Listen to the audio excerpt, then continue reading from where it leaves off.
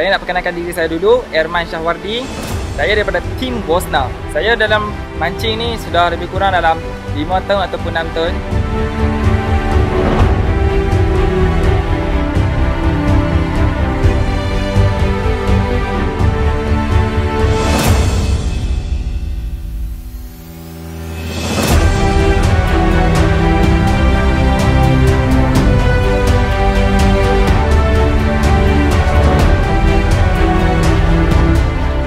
Hybrid ni kelebihan dia ialah semua body metal dan dia punya drag dia lempungkan sebanyak 30 kg.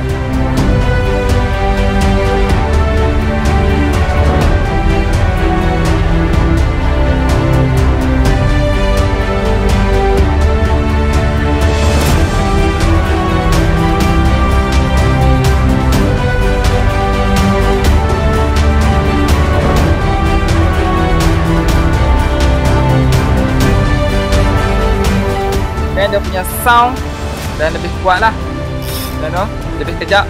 Dan ni rotor, kalau kita picit macam ni dia lebih kejap dan tidak goyang dan lembut lah.